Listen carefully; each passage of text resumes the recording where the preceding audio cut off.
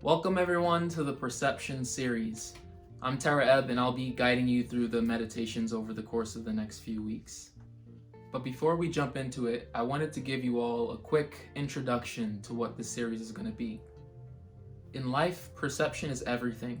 So if you learn to control your perception of reality, you gain control over life itself.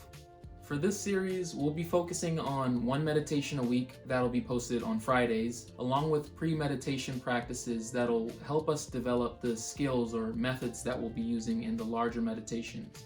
Those will be posted on Mondays.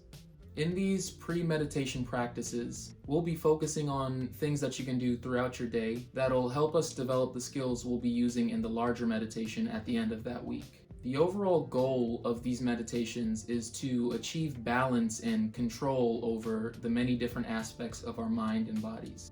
These meditations will help us in reaching higher levels of focus, becoming more aware of our surroundings, developing the ability to release the inner peace that lives within all of us, and many, many more.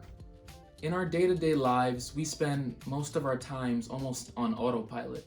And what I mean by that is, from the second we wake up to the second we go to sleep, we're always in go mode, either thinking about food, entertainment, gotta get the kids, or whatever it may be. There's nothing wrong with that, of course. The physical world exists for a reason, but in doing so, we lower our ability to tap into the other dimensions of existence that exist within us. Our physical bodies feel emotions, stress, and things of that nature, because in the past they've kept us alive and safe. But now that we're free from needing to survive, we can start to learn how to take control over our bodies again.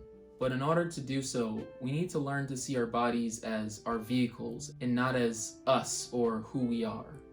At our truest nature, we aren't the emotion that we're feeling, we're more so the awareness that's behind it. And so if I'm able to create some separation from the feelings I feel, I can now dissect what I'm feeling and why I'm feeling it, which makes me more likely to either not get back into that same situation or at least know how to deal with it internally if it happens again. An example I like to use is, say you have a car and it gets damaged. From the perception of the car, it's damaged and doesn't know how to fix itself, so it either lives with the damage or stops working. But from you as the owner's perspective, you can go outside of the car, examine the damage, and now realize what you need to do or the steps you need to take in order to get it fixed. That's all we're doing with these meditations, teaching ourselves to look at the different aspects of our lives through the owner's perspective, in order to understand them better and ultimately create the balance from the inside out. So I hope you all are ready to take complete control over your perception of life. I'll see you all in the next one, in God's name.